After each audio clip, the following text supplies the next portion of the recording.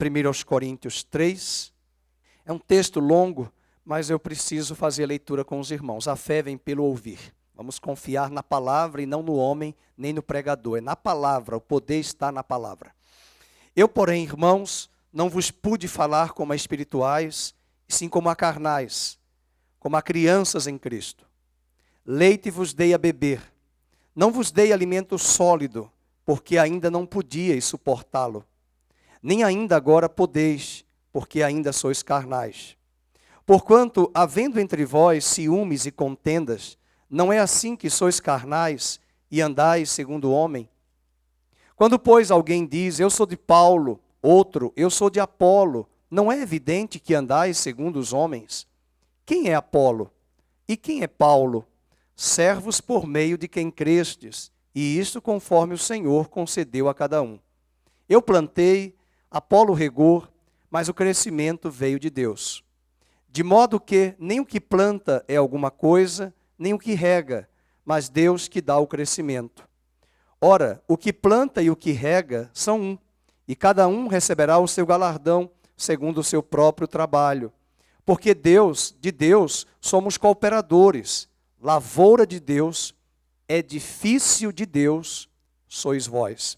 Segundo a graça de Deus que me foi dada, lancei o fundamento como prudente construtor, e outro edifica sobre ele. Porém, cada um veja como edifica. Porque ninguém pode lançar outro fundamento, além do que foi posto, o qual é Jesus Cristo.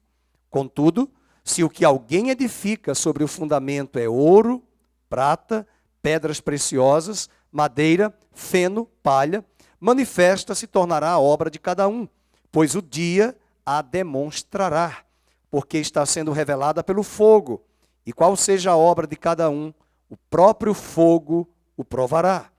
Se permanecer a obra de alguém que sobre o fundamento edificou, esse receberá galardão. Se a obra de alguém se queimar, sofrerá ele dano, mas esse mesmo será salvo, todavia como que através do fogo. Não sabeis que sois santuário de Deus e que o Espírito de Deus habita em vós? Se alguém destruir o santuário de Deus, Deus o destruirá, porque o santuário de Deus que sois vós é sagrado. Ninguém se engane a si mesmo. Se alguém dentre vós se tem por sábio neste século, faça-se estulto para se tornar sábio, porque a sabedoria deste mundo é loucura diante de Deus. Porquanto está escrito, ele apanha os sábios na própria sabedoria, astúcia deles. E outra vez, o Senhor conhece os pensamentos dos sábios, que são pensamentos vãos. Portanto, ninguém se glorie nos homens, porque tudo é vosso, seja Paulo, seja Apolo, seja Cefas, Pedro, seja o mundo, seja a vida, seja a morte, sejam as coisas presentes, sejam as futuras, tudo é vosso, e vós de Cristo, e Cristo de Deus. Que texto lindo, que texto maravilhoso de Paulo, pastor da igreja de Corinto. Hoje de manhã falamos sobre a liderança do Espírito conduzindo a igreja, no capítulo 2, nos versículos 10 ao 16. E hoje eu quero falar nesse capítulo 3 para você sobre as imagens da igreja que Paulo se utilizou. Há 3 imagens que ele se utiliza e eu quero que você acompanhe comigo nesta noite esses 3 elementos que ele usa descrevendo quem é a igreja do ponto de vista de Deus. E a partir dessas 3 figuras, desses 3 elementos, nós vamos dissecar e um por um. São 3 pontos importantes. Primeiro, ele vai mostrar que a igreja é uma lavoura. E quando ele fala de lavoura, você planta para colher e você espera quantidade. E eu estou esperando o preço do abacate baixar, porque está muito caro. E eu gosto demais de abacate. E eu estou lembrando que nessas férias de janeiro e dezembro, quando eu morava lá em Maceió, Barra de São Miguel, 14, 15 anos, era abacate baratinho. Os abacates, era a época da safra do abacate. E era grande quantidade de abacate, e eu tomava vitamina de abacate todo dia de manhã. Hoje eu me assusto, eu fui no Dalben ver o abacate, R$ 12,99 o quilo, R$ 13. E lembro que você me deu uns abacates aí, naquela época da lanchonete. Cristiano, tá ali, né, Cristiano? Quantos abacates bons. Tem gente que não valoriza, uma fruta maravilhosa, né? Então, veja, você fala de safra, você fala de lavoura, você espera quantidade. Isso é um ponto importante. Depois ele vai, um pouquinho antes, ele vai chamar aquela igreja de filhos, filhos espirituais. Paulo traz a figura de que a igreja é uma família. Família, corpo de Cristo. Nós lemos agora em Efésios. Então, a primeira metáfora, a primeira figura de linguagem que ele usa, eu inverti, é a família. Depois ele usa a lavoura. E depois ele vai usar a figura do templo, do santuário. Então, quando falamos de família, o alvo de Paulo é a maturidade. Quando nós falamos de lavoura, o alvo de Paulo é a quantidade, colheita. E quando nós falamos de templo, o alvo de Paulo para a igreja de Corinto era a qualidade. Então vamos lembrar aí esses três elementos. Eu sempre prego ensinando, ensino pregando, e a fé vem pelo ouvir, e a pregação deve ser primariamente expositiva, você precisa se expor à palavra, por isso que é importante você anotar os pontos. Tem pessoas que não anotam, mas anotam aqui. Eu não fico aí exigindo as canetas de ninguém. Eu sou daqueles que eu gosto de anotar tudo que se prega, que se fala. Mas eu já tive alguns alunos na escola e na faculdade que quando eu estou falando com eles, eles não anotam nada, né? Não tem isso, um aluno na escola que não anota nada e tira 9 na prova. E tem aquele aluno que anota tudo e 6, 7. Né? E o aluno fica chateado. Mas ele não anota nada, professor. Ele não faz nada e tira 10. Está ouvindo, está anotando na cabeça, nos neurônios e no cérebro. Está prestando atenção. Às vezes tem pessoas que estão no culto, mas estão distraídas. Então, cuidado aí com a distração. Muito importante você anotar, riscar a sua Bíblia, pegar um apontamento, colocar aí as anotações. Então, eu quero me deter hoje nessas três figuras: família, lavoura e santuário ou edifício, templo. Então, vamos estudar as três figuras. A primeira figura é que a igreja é a família de Deus. E aonde eu encontro amparo textual? Vamos para o capítulo 3, verso 1 ao 4. Eu, porém, irmãos, então ele usa a palavra irmãos, nós somos irmãos em Cristo, fomos gerados pelo mesmo Pai, da mesma semente. Nós somos irmãos, não vos pude falar como a espirituais, e sim como a carnais, como a crianças em Cristo. Leite vos dei de beber, não vos dei alimento sólido. O grande problema dessa igreja de Corinto, quando ele vai falar aqui sobre a abordagem da família, ele usa e diz que aquela igreja, uma boa parte dela, dos membros, eram crianças. Crianças imaturas. Qual a razão dessa imaturidade e carnalidade dos crentes de hoje? Às vezes nós ficamos dando muita ênfase, a gente vê muitos comentários, pregadores, falando sobre esse texto, dizendo de que existem crentes carnais e crentes espirituais. Às vezes a gente acha que o texto quer dizer isso.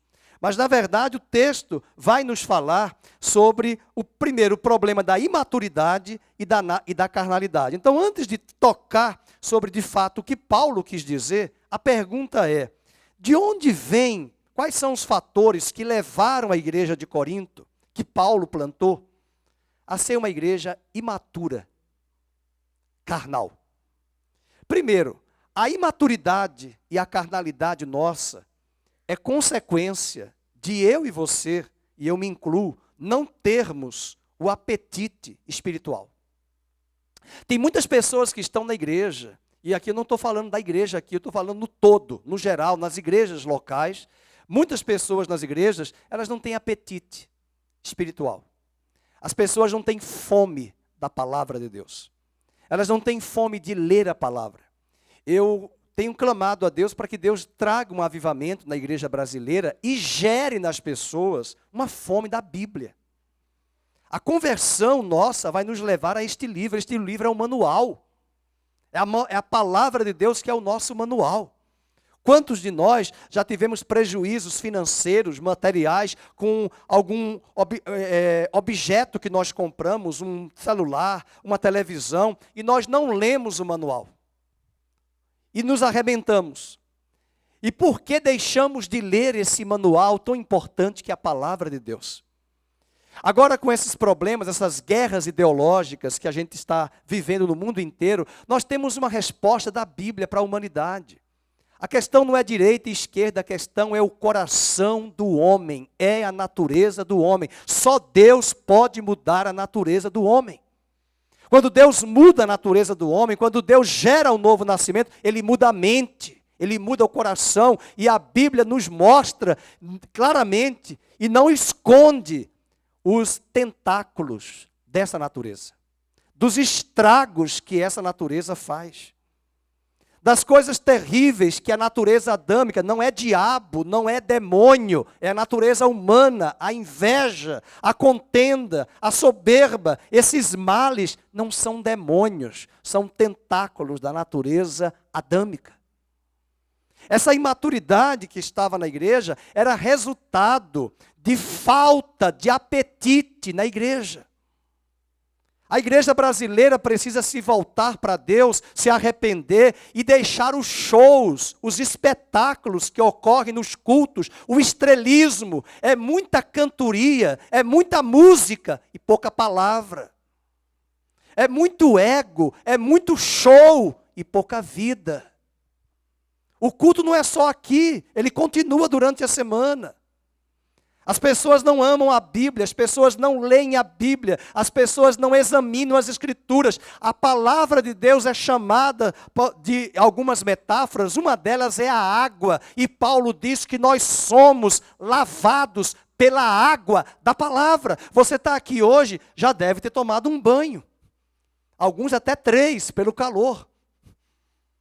E por que nós não vamos nos lavar diariamente na palavra? Como é que lava? Lava a mente lendo a palavra, ou no final do dia, à noite, ou no início da manhã, porque quando Pedro quando Jesus foi lavar os pés dos discípulos, ele disse, não, me dá um banho. Ele disse, não, quem já se banhou só precisa se lavar.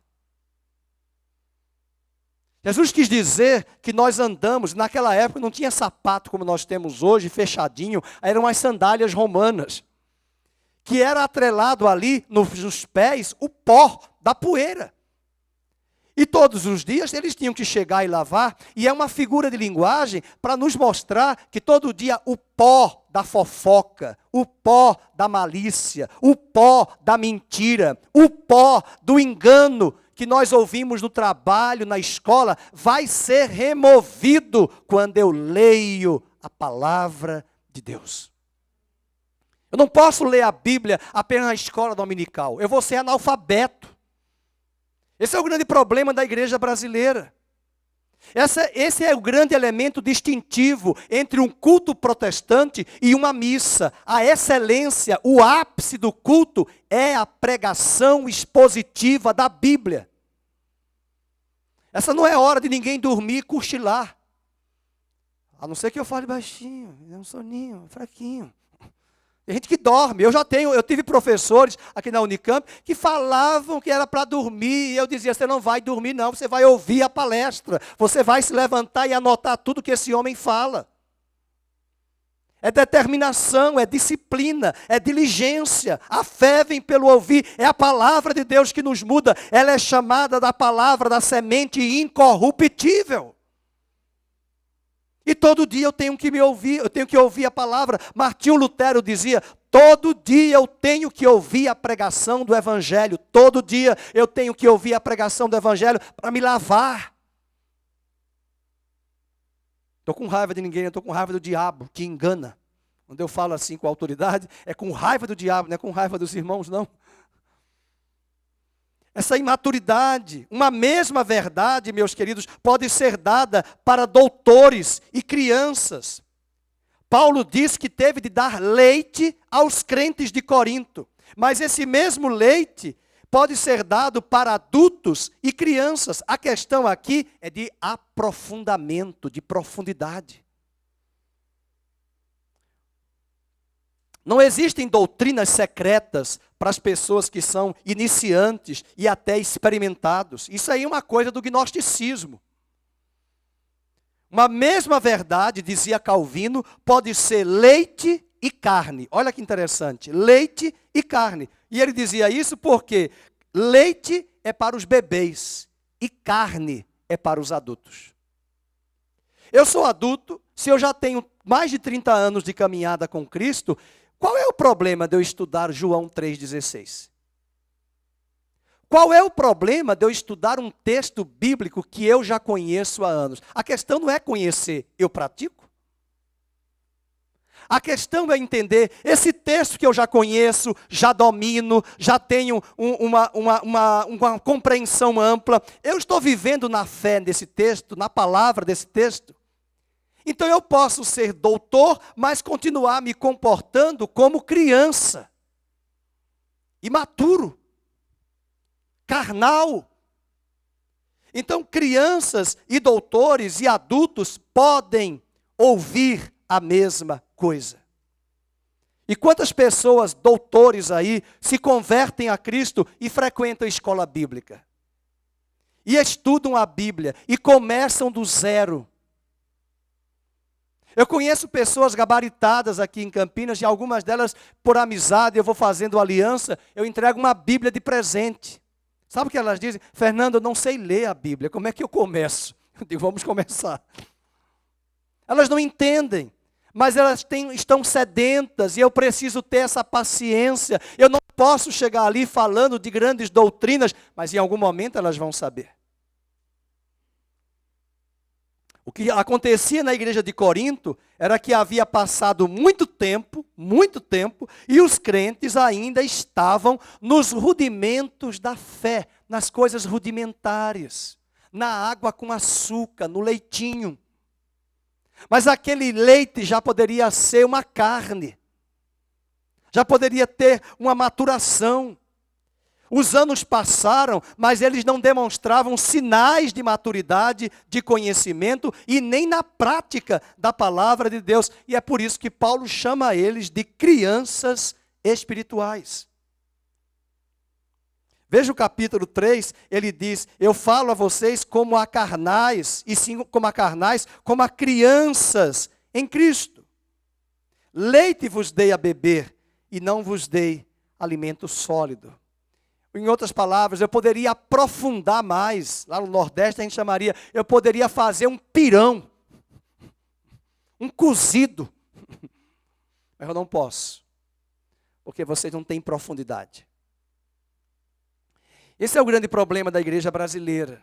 Os anos estão passando, nós conhecemos muita música gospel, muita música evangélica, nós conhecemos muita coisa, muita luz, muito holofote. Hoje as igrejas são até boates, elas são pretas, dark, trevas, misericórdia.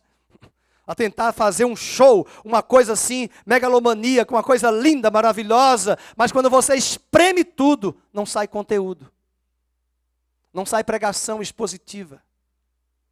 Essa geração que está vindo, as crianças, elas precisam aprender a ouvir os hinos que nós cantamos aqui e nós, pastores, falarmos da história dos hinos.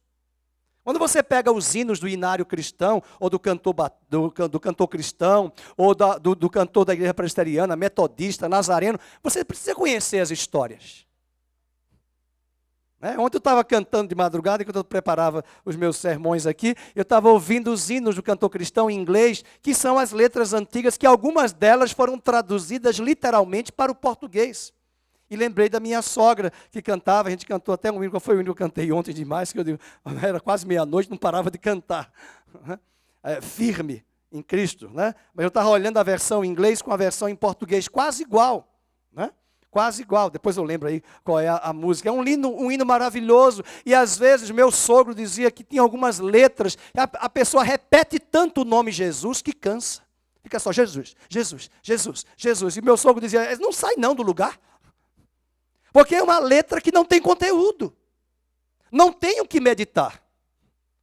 Tudo bem que tem o nome de Jesus, que é suficiente, grande e poderoso, mas e o que mais? Então nós temos que ter critérios.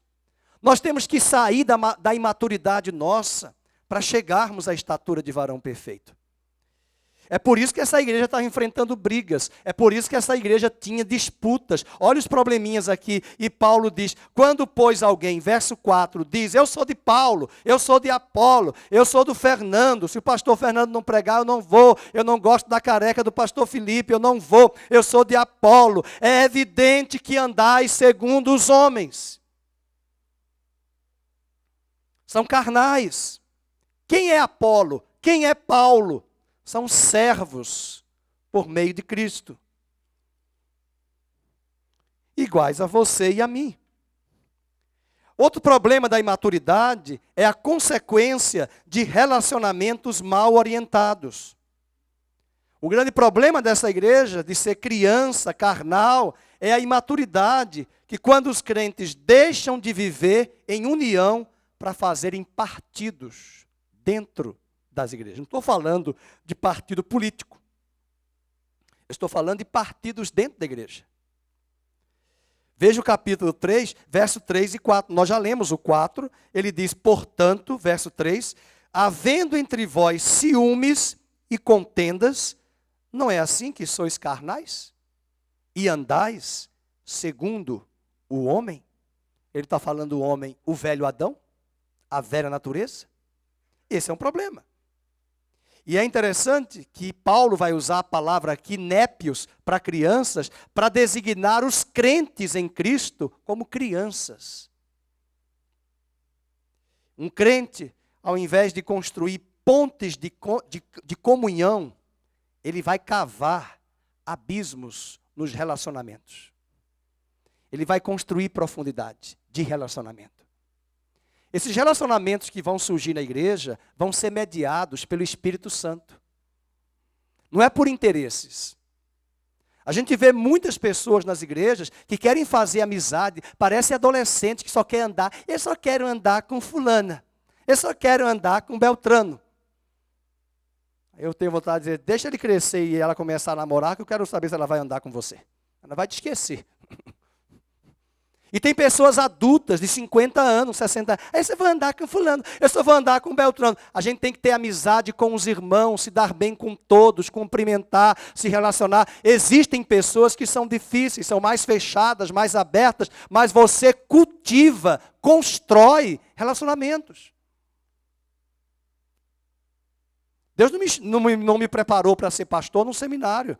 Me preparou com a vida, na escola. Eu quase não tinha amigo nenhum, mas eu me dava bem com todo mundo.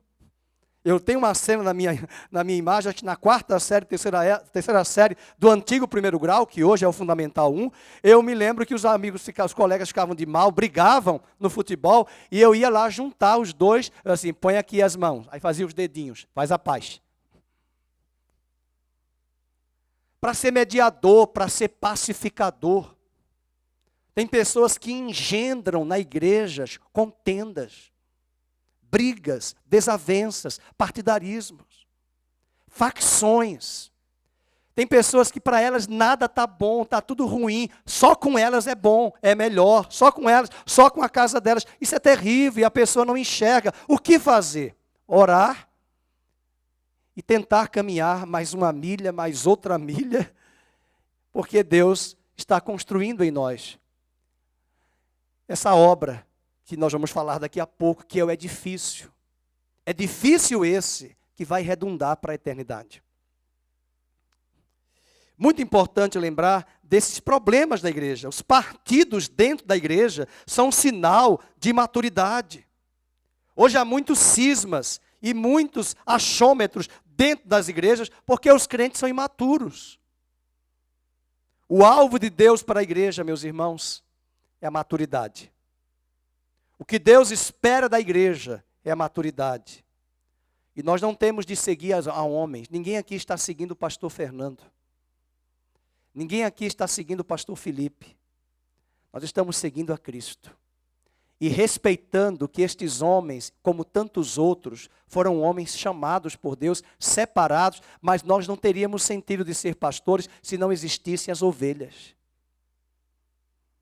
Nós não somos super-homens.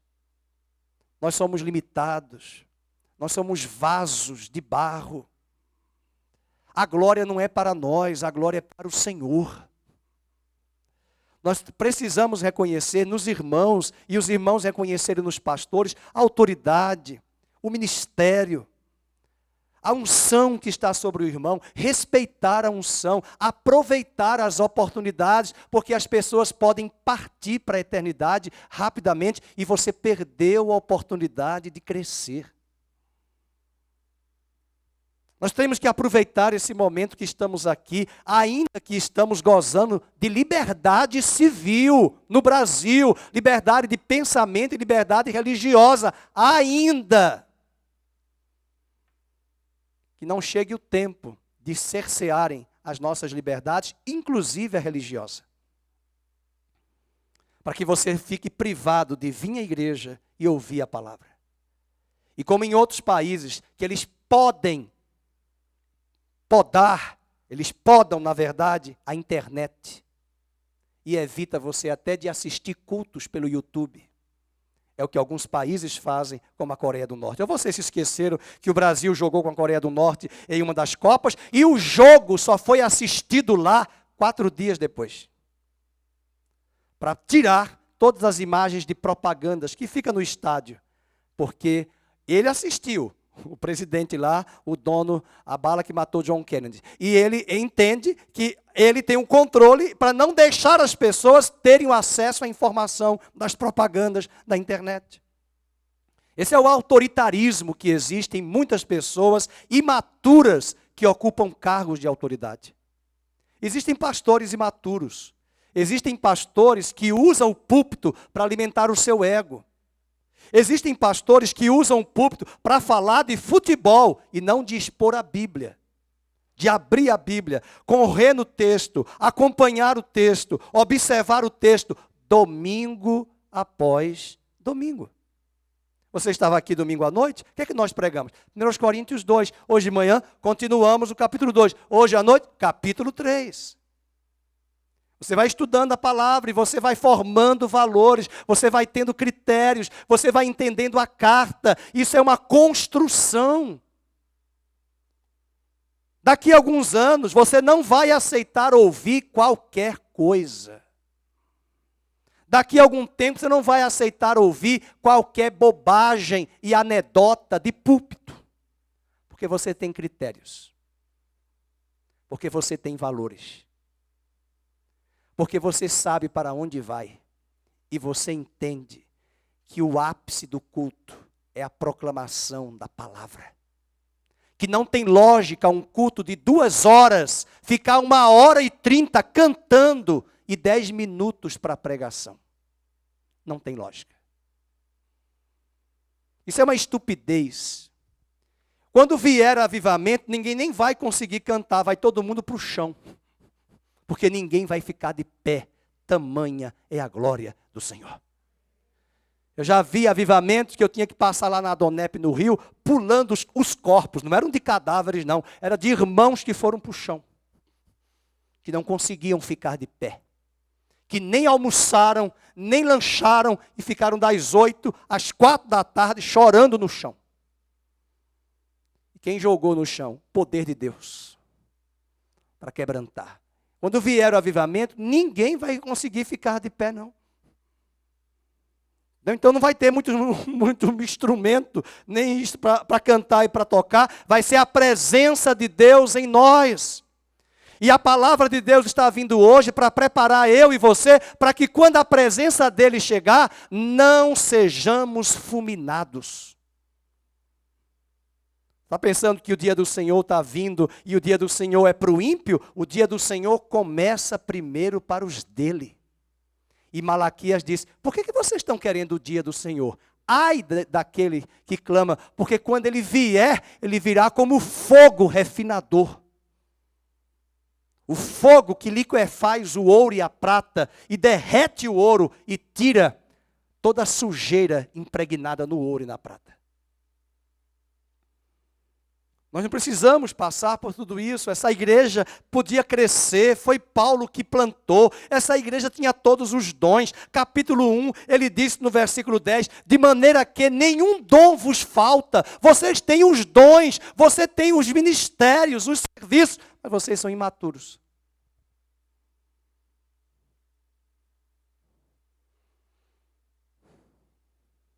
Nós temos de seguir o Senhor da igreja. Não podemos colocar nenhum líder da igreja num pedestal. Nós não temos de promover o culto à personalidade, porque o centro do culto é Cristo. É Ele que deve ser adorado, celebrado e honrado. E nós precisamos ouvir os pregadores, prestar atenção nas pregações, e ver se os pregadores estão chamando a atenção do povo para o livro. Cuidado com muitos testemunhos. Tem pessoas que só gostam de culto com testemunho, testemunho, testemunho. O testemunho também precisa glorificar a Cristo. Eu gosto de ouvir testemunho, mas depende do testemunho. A segunda metáfora, a segunda figura que Paulo utiliza aqui é a igreja como lavoura. Ele já falou da igreja carnal, da igreja como família, e nós sabemos que até na nossa família nós temos problemas, também na igreja. Sempre tem um problema ali na família, um irmão, um parente, não é isso? Ou é só a sua que é perfeita? Eu gostei uma vez, até hoje eu não esqueço aquela pregação do pastor Davi de Melo, que trabalhou conosco, e o Davi fez uma pregação muito bonita uma vez, num antigo prédio nosso, eu nunca esqueci, tem pregações que marcam, que ele falou assim, olha, na família de Jesus, lá na árvore genealógica, estava a Ruth, estava a prostituta Raabe. Estavam lá as pessoas que os judeus não gostam de ver essas mulheres na árvore genealógica de Jesus. E que a gente gosta de empurrar para debaixo do tapete a poeira e a sujeira para ninguém ver. Mas estava lá na árvore genealógica. Já começa a genealogia de Jesus com Raabe, com Ruth. Pagã, prostituta de Jericó. É um problema na família. E também alguns que estão ali naquela lista de reis, não foram esses reis maravilhosos, alguns foram problemáticos. Está na família de Jesus. Então toda igreja nós vamos ter problemas. Mas depende de qual o problema. Porque se o problema for engano, for heresia, sai fora. Não dá para ficar numa igreja onde o púlpito só tem engano, manipulação. Agora, se for relacionamentos, Deus utiliza pessoas também para tratar conosco. Essa é a beleza do casamento. Eu estou orando para que a Andréia case, e eu fico pensando, Senhor, qual o modelo de homem para ela?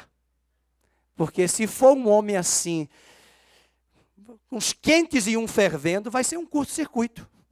Então não pode, tem que ser alguém mais equilibrado, alguém que ceda, alguém que abra mão, alguém que dê espaço para ela, porque ela tem um espírito de liderança muito forte.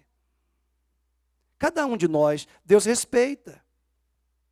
Eu tenho um temperamento forte, a Mabe não tem, mas os dois, um complementa o outro.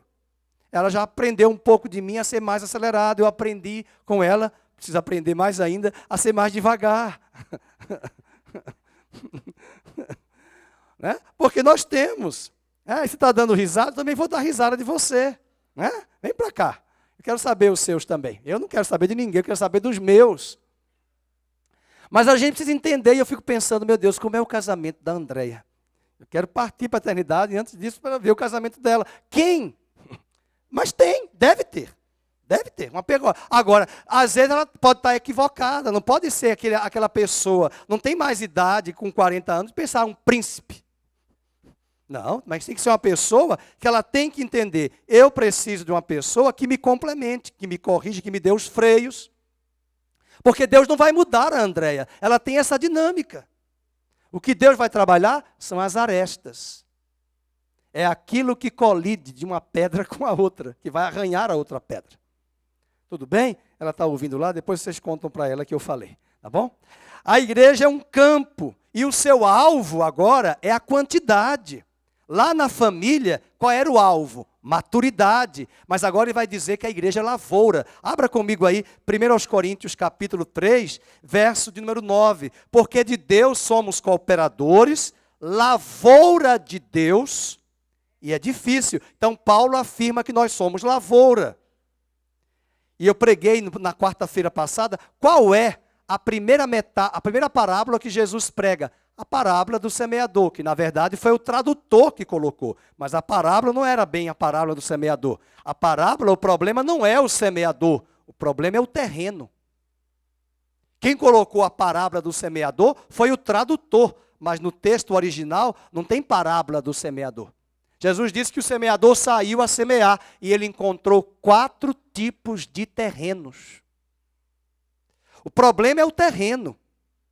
Um terreno é pedregoso, outro terreno é espinhoso, outro terreno é fértil. E esse é o problema da igreja de Corinto e é o problema de muitas igrejas. Como é que está a lavoura do nosso coração? Cheia de ervas daninhas. Crentes que não perdoam, crentes que guardam amargura, crentes que guardam a palavra da sogra do dia 8 de agosto de 1980. 80.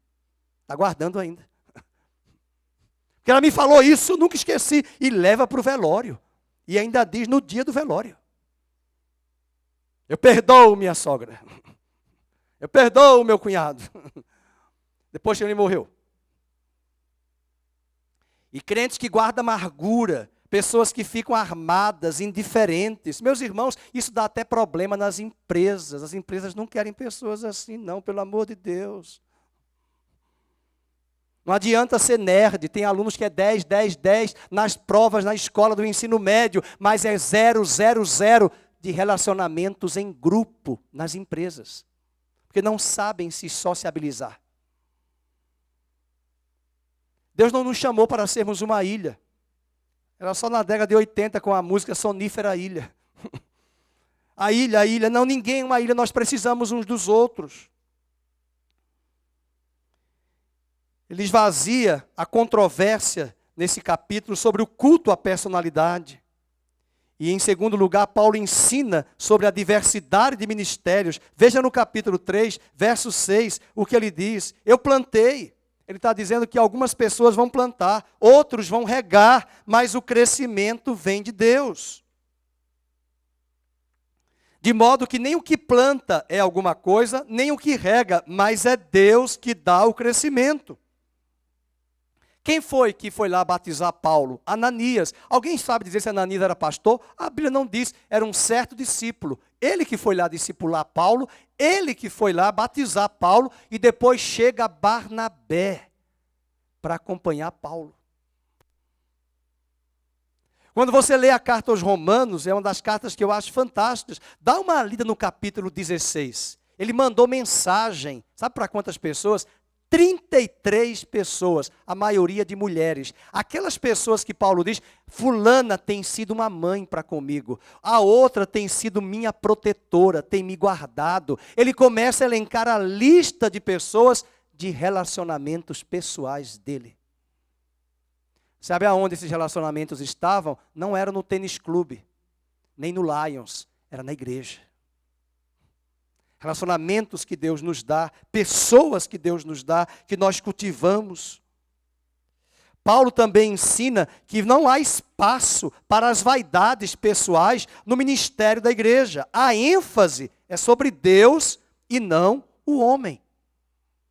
O critério para a recompensa nossa não é o resultado, mas é o trabalho fiel. Veja, por exemplo, na mesma carta, falando de lavoura. Versículo de número 9, ele diz, porque de Deus nós somos cooperadores, lavoura de Deus. E no verso 8, ele diz, cada um, marque isso aí, receberá o seu galardão segundo o seu próprio trabalho. Eu contei no velório, alguns não ouviram, que eu também falei com muito choro, mas eu me lembro uma coisa que marcou muito a minha vida, da minha sogra, a irmã Adilaí, que me sensibilizou muito. Ela não poderia vir aos cultos porque ela estava em Sorocaba. Se ela estivesse aqui em Campinas, ela viria vários domingos, mesmo com a pandemia. Mas enquanto ela estava em Sorocaba assistindo aos cultos, numa época que a igreja estava vazia, de lá de Sorocaba, ela me corrigia dizendo: pastor Fernando, o senhor observou que essa pessoa na igreja, aqui na plataforma, está cantando com a mesma roupa todos os domingos?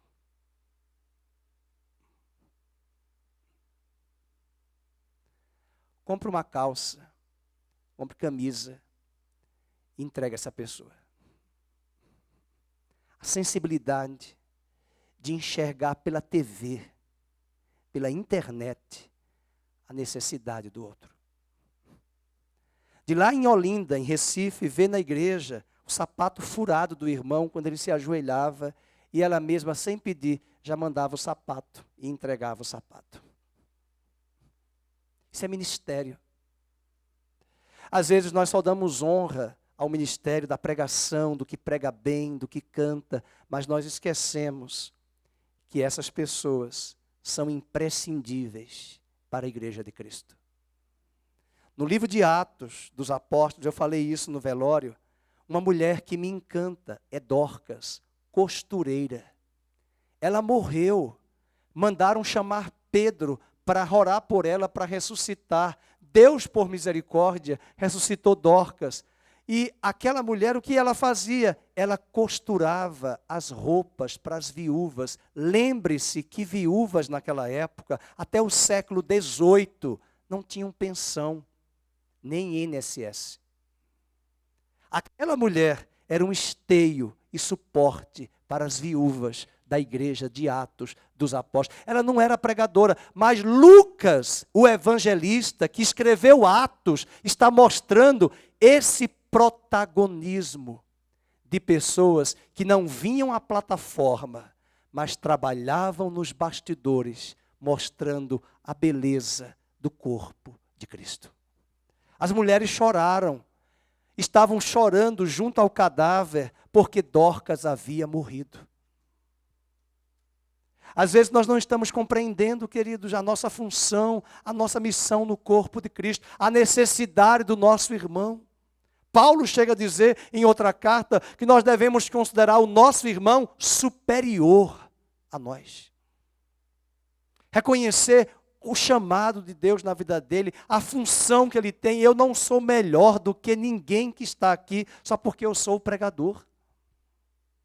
Porque eu sou o anjo da igreja, eu não sou melhor. Pelo contrário, Tiago nos diz no capítulo 3 que quem prega e quem ensina vai ser mais cobrado por Deus naquele dia.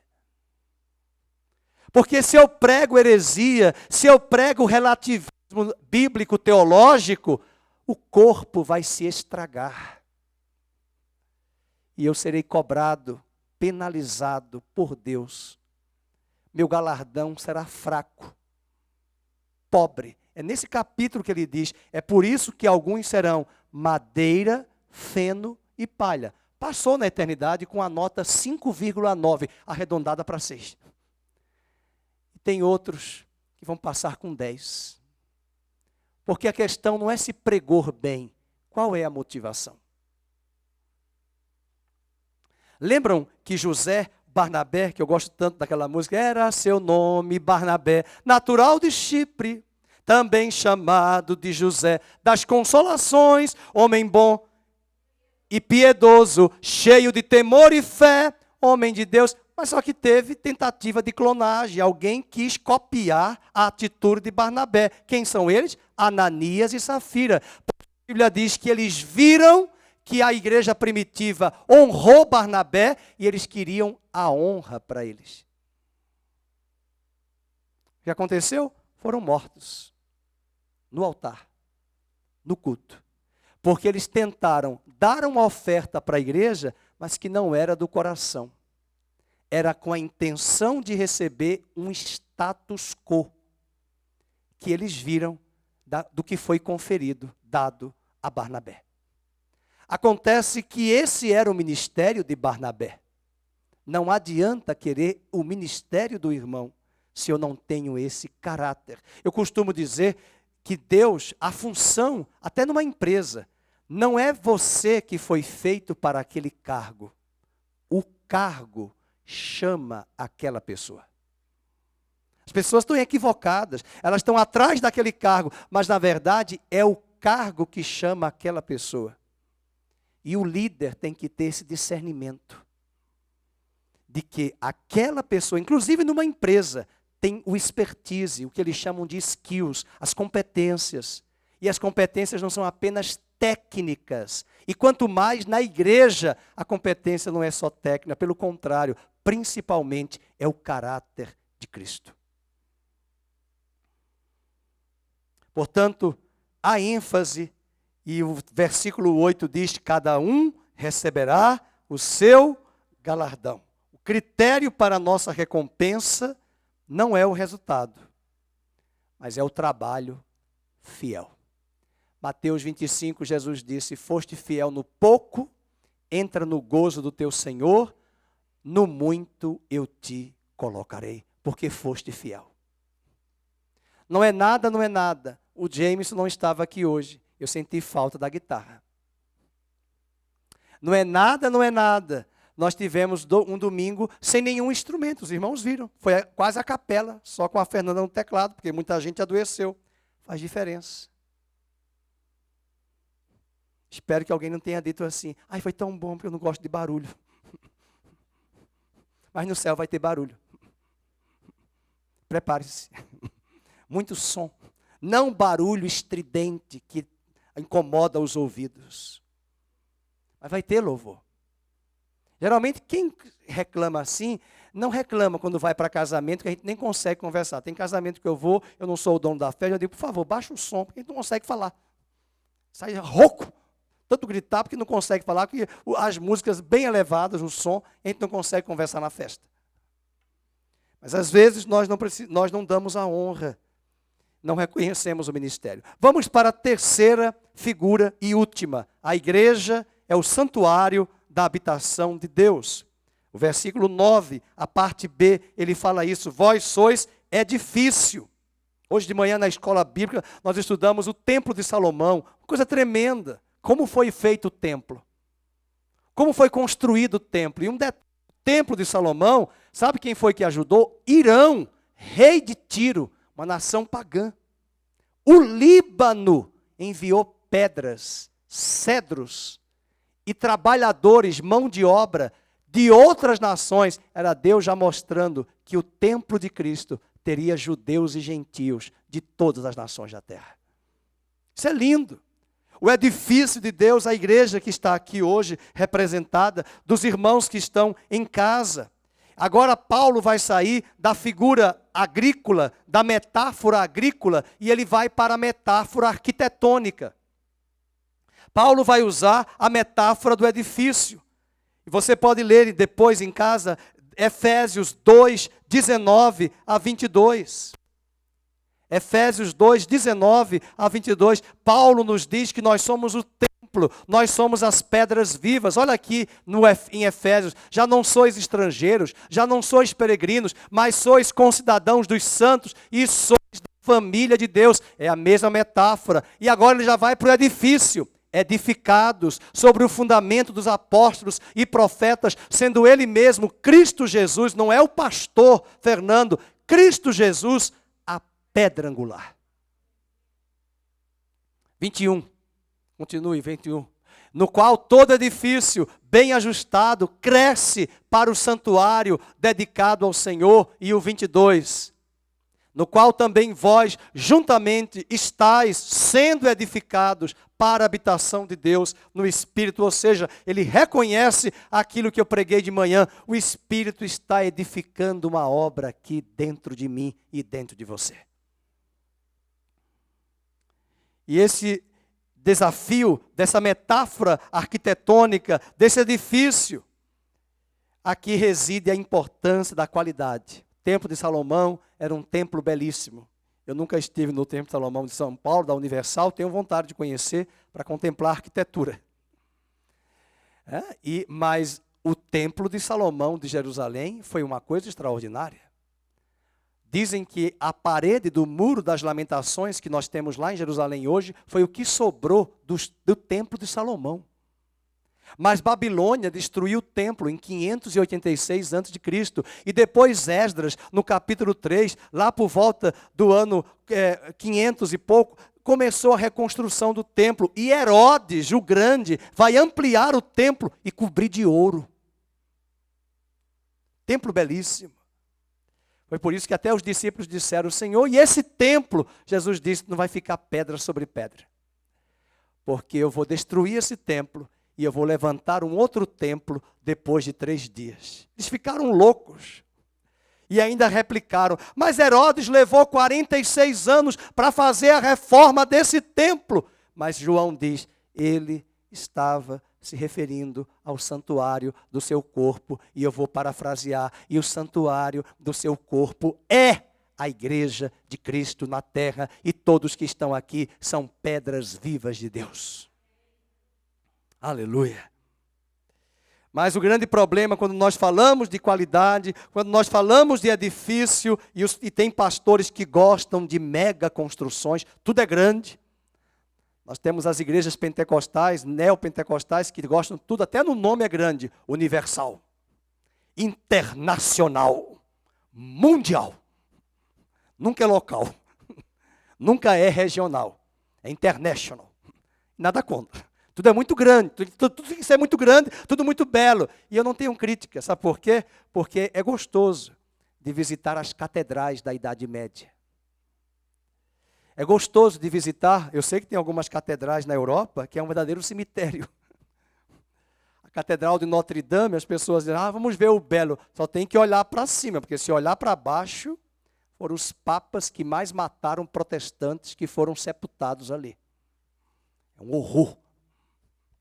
O belo está no arquétipo de chamar a atenção dos que visitam a catedral da Idade Média, porque lembre-se, as pessoas eram analfabetas. Como é que eu vou falar de Deus para pessoas analfabetas?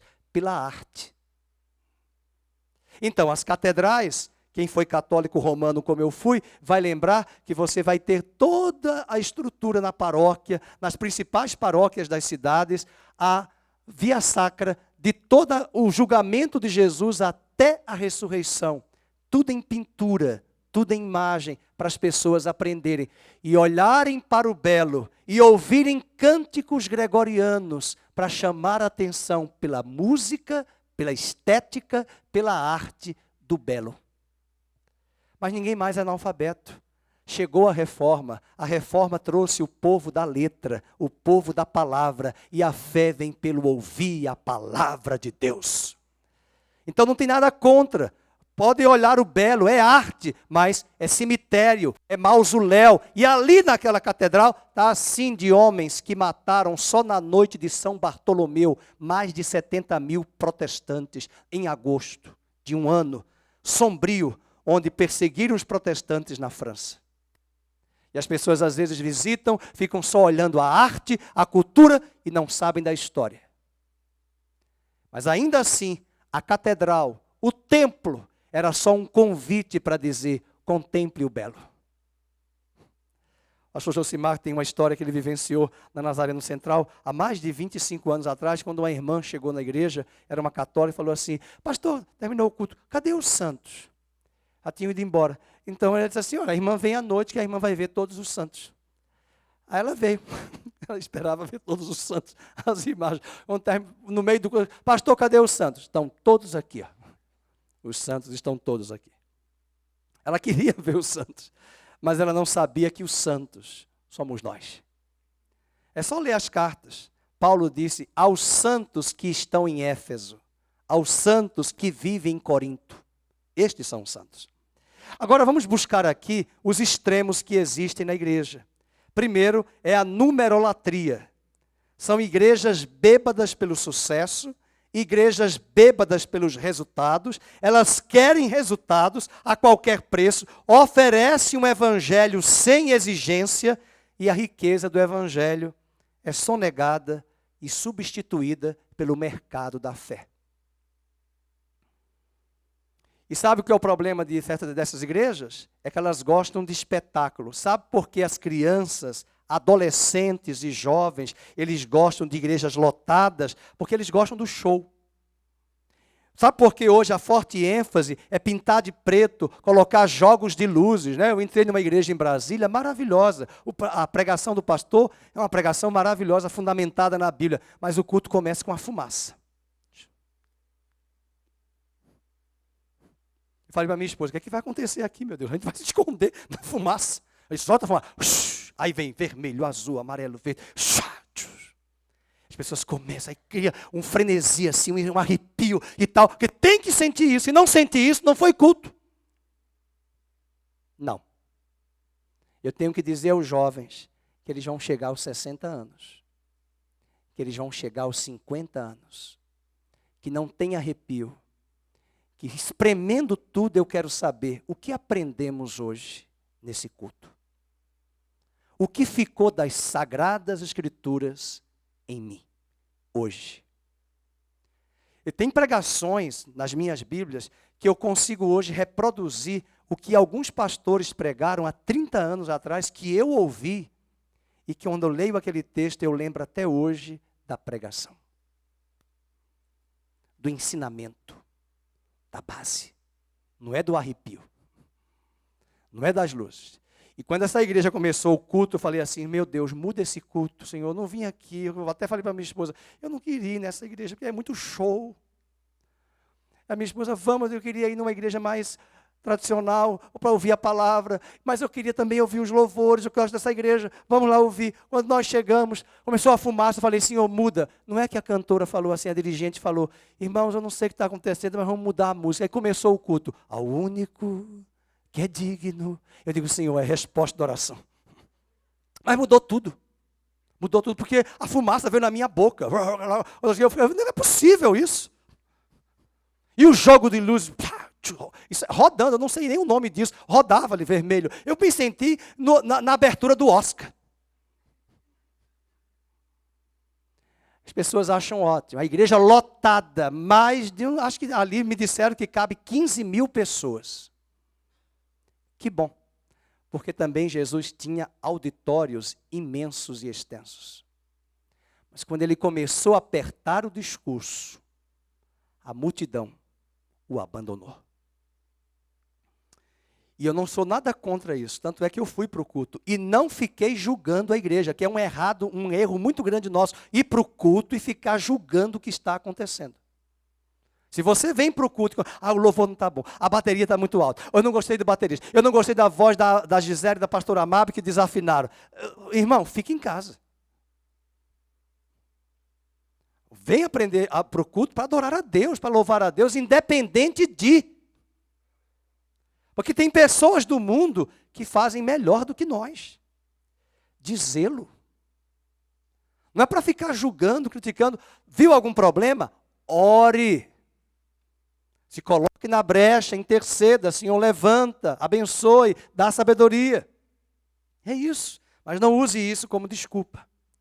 E é por isso que ele chama de crianças, porque crianças gostam de espetáculo, crianças gostam de novidade. Elas não têm discernimento para identificar os perigos das heresias que entram disfarçadamente dentro das igrejas. Outro problema, o primeiro foi a numerolatria. Vamos para a numerofobia. Essa é uma atitude de acomodação. Ela acontece quando a igreja se acomoda com a esterilidade. E ela cria justificativas para tentar tapar o sol com a peneira, ao invés de produzir frutos espirituais. E eu quero encerrar dizendo que ele fala de edifício, e eu vou mostrar aqui a partir do verso 10, que esse edifício tem que ter 4 princípios. O alicerce apropriado, os materiais apropriados, o projeto apropriado e o motivo apropriado. Vamos falar com os engenheiros. Primeiro é o alicerce.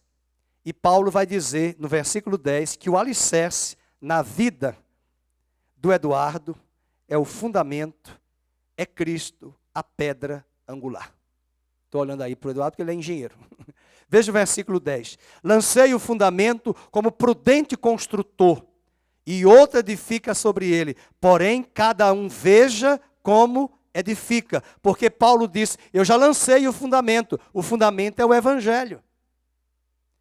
Pode ler aí, verso 10 e 11, porque no 11 ele diz, ninguém pode lançar outro fundamento, além do que foi posto, o qual, o fundamento é Jesus Cristo. O fundamento não é a igreja, o fundamento é Cristo.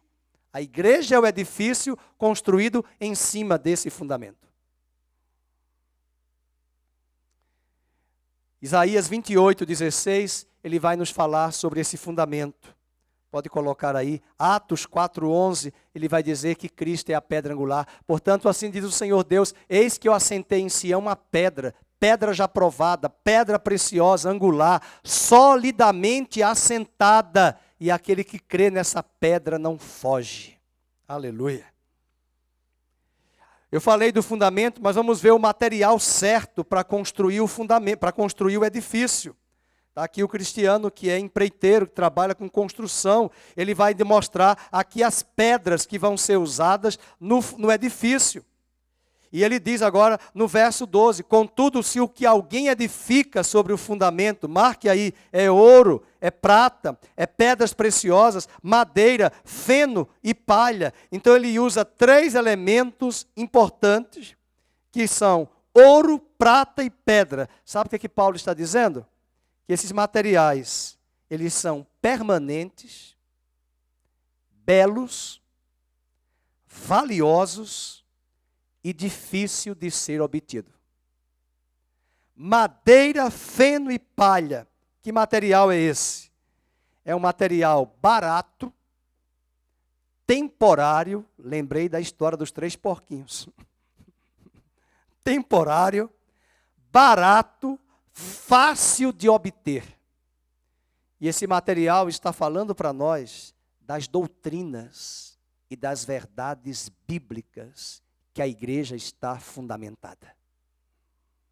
Tem um movimento aqui no Brasil, uma igreja que não é igreja, que nós podemos dizer até de púlpito, porque tem que dar nome aos bois, porque eles não creem na pessoa de Cristo como Deus e nem do Espírito. São os testemunhas de Jeová. Eles vão lá, até com um princípio bíblico, 2 em 2 na sua casa. Agora eles estão fazendo cartinhas à mão e colocando na sua caixa postal. Eu fui mandar consertar uma bolsa da minha esposa, cheguei lá, quando eu olhei ali, um monte de carta. Eu falei, mas que carta é? Pegue uma. Aí eu li, DJ. Eu disse, eu tenho vontade de dizer, eu tive vontade de pegar umas 10. Eu disse, 10 comigo na minha mão, são 10 que não vão para a casa de ninguém. Mas eu não pude pegar. A igreja, Testemunho de Jeová, nasceu nos Estados Unidos. E qual é o grande problema? A heresia, o engano.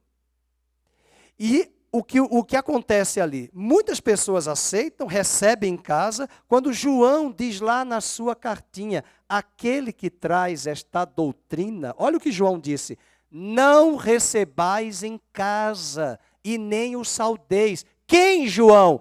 Aquele que nega o filho e diz que o filho não é a mesma pessoa do pai. João diz, não receba em sua casa e nem o saudeis. Uma vez, há muitos anos, eu recebi um testemunho de Jeová na minha casa, eu era solteiro, morava em Maceió, chegou, disse, que privilégio receber um judeu na minha casa. Qual é a sua tribo? Azer, Benjamim, Naftali, Judá, Gade? Não, eu não estou entendendo. Eu digo, não, você não é israelita, testemunha de Jeová?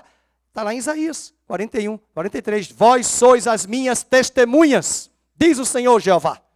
Muito bem. Quem são as testemunhas de Deus na velha aliança? As 12 tribos de Israel. Qual é a sua tribo? Eu nem sei qual é a minha tribo. Eu digo, então, senta aí que eu vou explicar as tribos. E mostrei as 12 tribos. Porque eu digo, eu estou contigo e não abro. Vocês são testemunhas de Jeová? Muito bem. Está lá em Isaías. É bíblico. Isaías 43. As testemunhas de Jeová. Qual a tribo? Não conheço. Problema sério. E aí se perdeu, começou a gaguejar, pegou o livrinho para buscar, porque não sabia interpretar, porque é tudo decorado, é o manual, porque não lê Bíblia, não examina a Bíblia, não estuda as Escrituras, se deixa levar por aquilo que foi domesticado na sua mente. E aí não tem base bíblica, na hora do confronto se perde, porque não conhece as sagradas letras. E esse é um problema. E eu já vi crentes que saíram da igreja e se transformaram em testemunhas de Jeová. E nós temos que ter cuidado. Agora, pare e pense, sabe quando surgiu o testemunho de Jeová? O ministério, final do século XIX nos Estados Unidos. A doutrina já existia nos tempos do apóstolo João. Quando ele escreve a carta dele, pertinho de Apocalipse, diz: aquele que nega o filho não tem o pai, porque o pai e o filho são um só. A mesma natureza, ele é Deus, tal qual Deus Pai é Deus e Jesus também é Deus. Eles negam, e João combate essa doutrina, e essa doutrina foi capitaneada por um homem chamado Ário, de onde vem o arianismo. E ele começa a trazer essa doutrina, e do século I depois de Cristo até o século XIX, 1800 anos, a doutrina ressuscita novamente. E a heresia começa a se divulgar. Então não tem nada novo. Eles trazem de novo as heresias, mas quem conhece as Sagradas Escrituras refuta o engano imediatamente.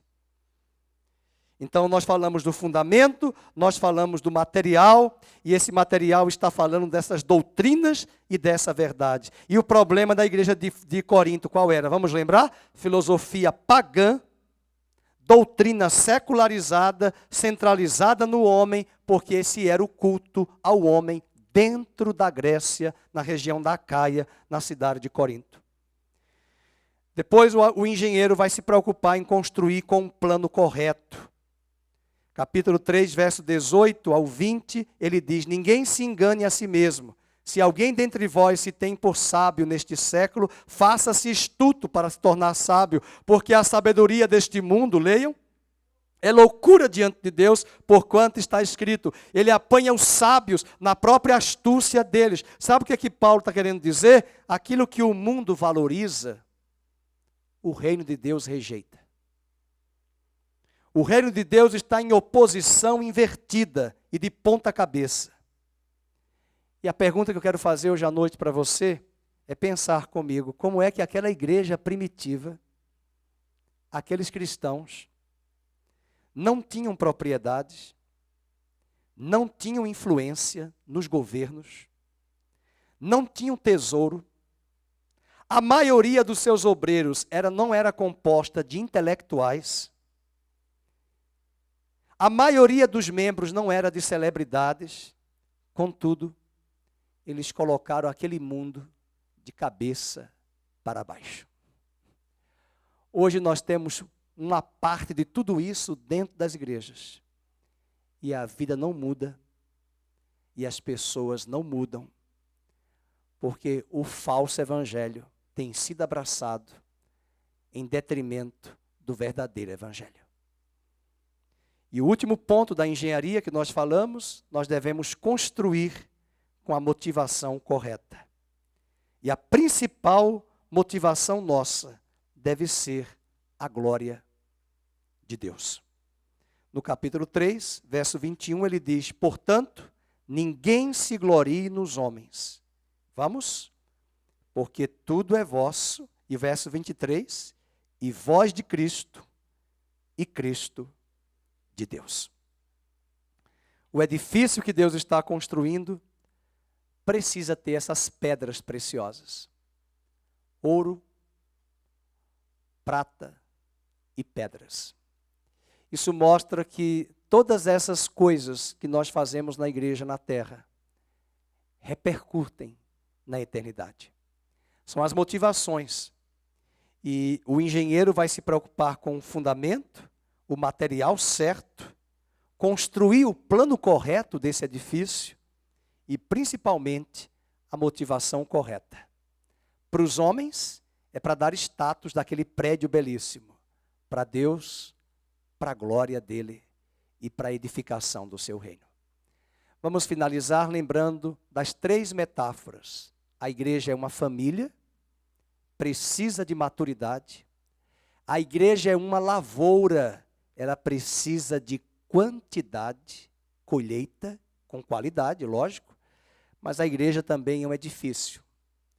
Esse edifício sou eu e você. Pedras preciosas. E mesmo que você não pregue, mesmo que você seja tímido, eu quero dizer, você é uma peça importantíssima para o edifício. Se alguém disse que você não vai fazer falta na igreja, eu quero te dizer, você faz muita falta. Se alguém não te dá valor, não te cumprimenta, eu quero te dizer, Deus dá todo o valor a você. E quando você se sentir rejeitado, ou até mesmo desprezado, lembre-se que a sua presença, mesmo num ambiente que as pessoas não te sentem, não reconhecem, a sua presença só ali, você já está ali como intercessor, como atalaia. Há muitos anos atrás eu visitei uma igreja que eu queria visitar aqui em Campinas. Não vou citar o nome, por uma questão ética, pela minha admiração que eu tinha pelo pastor. Ele já morreu, mas a minha admiração fica até hoje por ele. Naquele dia eu visitei e dizia para minha esposa, vamos aproveitar que estamos de férias, vamos visitar essa igreja, que eu gosto de ouvir, porque quando eu morava em Maceió, esse pastor era uma referência na denominação. Visitei 2 domingos, ninguém nos cumprimentou, ninguém falou conosco. E no final, o meu sorriso colgate foi para cumprimentar o pastor, e ele me cumprimentou assim, boa noite.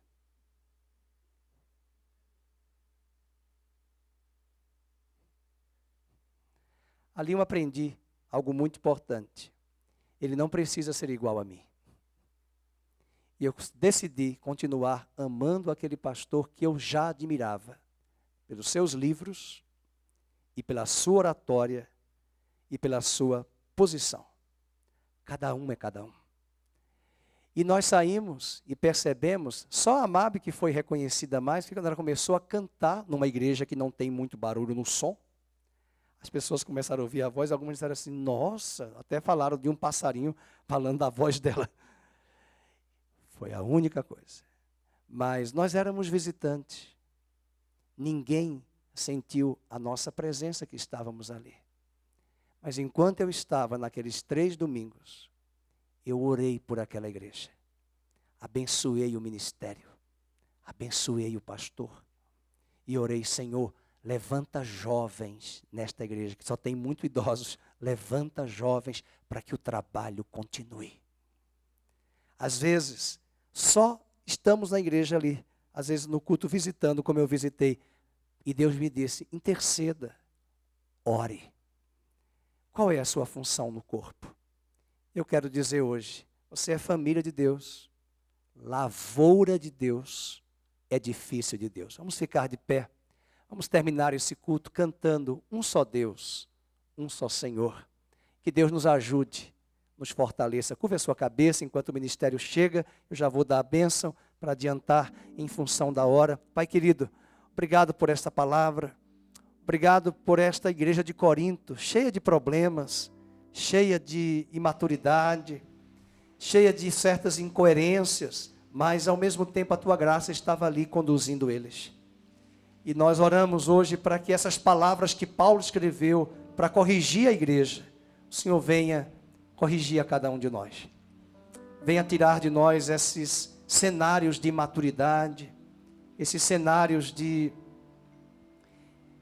competição, disputas, querelas, contendas, partidarismos, invejas, que o Senhor nos livre de todas estas mazelas, que o Senhor venha lapidar o nosso caráter, o nosso coração, para que esse edifício cresça bem ajustado, com o auxílio de todas as juntas. Fortalece a todos aqui presentes, abençoe as pessoas que nos visitam hoje à noite pela primeira e segunda vez, seja com elas, visita a elas em suas casas, em suas necessidades, venha suprir as necessidades delas hoje aqui. Quando elas chegarem em casa, elas sejam surpreendidas pela provisão do Senhor. Amém. O amor de Deus, A graça bendita do Espírito Santo, de Jesus Cristo e a doce consolação do Espírito Santo esteja sobre todos aqui conosco.